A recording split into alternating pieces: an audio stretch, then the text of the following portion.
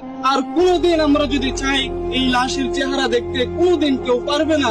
এজন্য আপনাদেরকে বলে যাই, আমাদের দাদা ছিল, আজকে আমাদের দাদা দুনিয়াতে নাই। আমাদের নানা ছিল, আজকে দুনিয়াতে আমার নানা নাই। অনেকের বাবা দুনিয়ার জমিনে ছিল, আজকে আমাদের বাবা অনেকের হারায় গেছে। এজন্য আপনাদেরকে আমি এই জানাজা থেকে একটা মেসেজ দিয়ে যেতে চাই। যারা আজকে মনে করতেছেন যে দুনিয়ায় আমার জন্য আসল, এ দুনিয়ায় আমার, আল্লাহ তাআলা বলতেছেন আমাল হায়াতুদ দুনিয়া ইল্লা মাতাউল গুরুর, যে দুনিয়াটা হচ্ছে একটা ধোঁকা, এ দুনিয়ার সবকিছু ধ্বংস হয়ে যাবে। আমাল হায়াতুদ দুনিয়া ইল্লা মাতাউল গুরুর, যে দুনিয়াটা ধোঁকা। আজকে তোমার স্ত্রী, সন্তান, আত্মীয় স্বজন এরা সবাই ধোঁকা।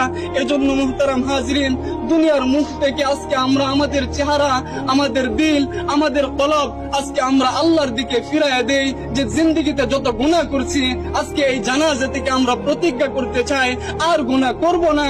যেই কবরে আমাকে যেতে হবে, সেই অকবরে আমাকে একা থাকতে হবে, আর গুনাহ করব না। এই প্রতিজ্ঞা করে যদি আমরা এই জানাজা থেকে যেতে পারি, ইনশাআল্লাহ এই জানাজা আমাদের জন্য সফলতা বয়ে আনবে। সুবহানাল্লাহ। কথা লম্বা করার কোনো প্রয়োজন নেই। অনেকেই আত্মীয় স্বজন আছে, তারা কথা বলবেন। এই জানাজাই হচ্ছে আমাদের জন্য সবচাইতে বড় সবক, কথা ঠিক না? আল্লাহ তাআলা আমাদেরকে যে কথাগুলো বলছে সকলকে বুঝার তৌফিক দান করুক। সকল বলে আমিন।